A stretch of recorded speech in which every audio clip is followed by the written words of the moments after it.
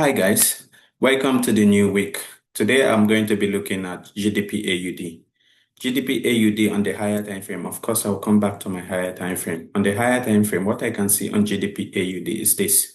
I drew my level here, my major level here, and I'm also seeing a trending market, a kind of a trending market, though, although the consolidation normally takes, in GBPUSD, the consolidation normally takes a few months to correct. But what I can see here, I could see an inverse head and shoulder pattern around this area. This is a head, this is a left shoulder, this is likely the right shoulder. And from this place, the market has been trending high, low, high, and this is also looking like a low to correct in this area.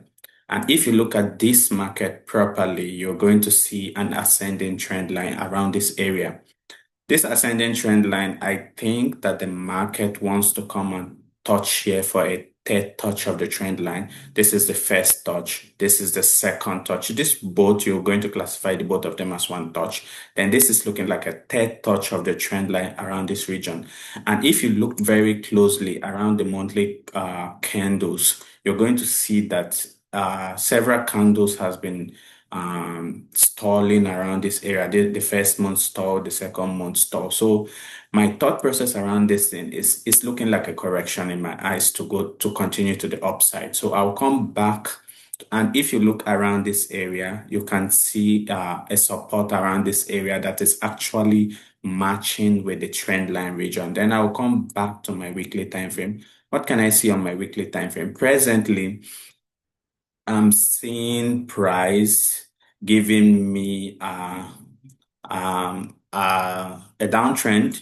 A downtrend is looking like a downtrend because this is a high, this is a low, this is a lower high, this is a lower low, this is a lower high, and technically it's supposed to create a lower low around this region. But if you look at this market, it's stalling around this area. It's stalling around this area.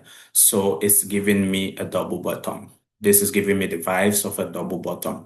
So if you look at this double bottom properly, you're going to see that if you look at it properly, you're going to see that there's something missing around this double bottom. Although it's giving me a double bottom, it's looking like it's good to go up from this place. But why would the price come to this extent and it's going to fail to touch the trend line? That's my thought process. So I'm thinking, why will price come up to this area and will fail to touch the third touch of the trend line? So that is why I decided to shift my entrance level. Once I see a bounce of this trend line, I shift my entrance level to this support / trend line region. So once I see a bounce around this region, then I'm good to go. But if you come back to the daily time frame, the daily time frame is really looking good. The daily time frame is looking good. Why? Because on the daily time frame, I could already see a double bottom on the daily time frame. This is showing me a clear daily time frame double bottom. Although when I look back in trading, I have seen this pattern before. This is a double bottom, of course. This is a double bottom. But if you see this pattern that form around here, it's not an impulsive double bottom. What I mean by impulsive double bottom, when we go to the 4-hour time frame, you're going to see what I'm talking about. I was waiting to see like a double bottom that is going to push up, then correct, then give me a kind of an impulsive move, not a corrective move. When I come back to my 4-hour time frame, remember on the daily time frame, we already saw a double bottom on the daily time frame. When I come back to my 4-hour time frame, look at what I could see. I could also see a daily time frame double bottom, then a 4-hour inverse head and shoulder pattern.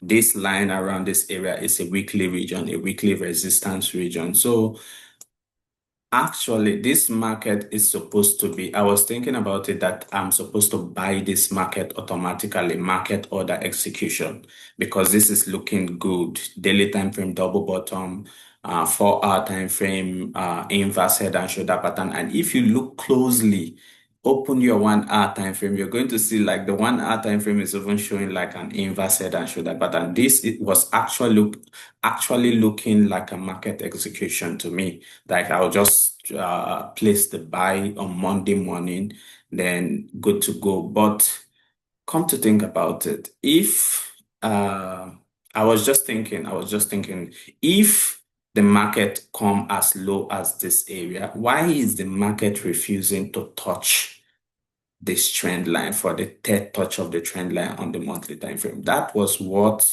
prevented me from entering market order on this on GBPUSD. So I thought about it. I said, okay, let's wait. If the market is going to come back, maybe form a double top. That's why this is a weekly minor resistance around this area. If this market come back or form a double top around this area, then reject backward and break this counter trend line, then I'm expecting the market to come and touch for the monthly time frame third touch of the trend line. That is why I put my entrance region. Once I see a bounce, wait for a candlestick confirmation. Once I see a bounce around this area, I'm going to be buying the market once I see a bounce around this area. So if you ever listen to Paul David before, the UK guy, he's going to tell you that put your entrance where the stops are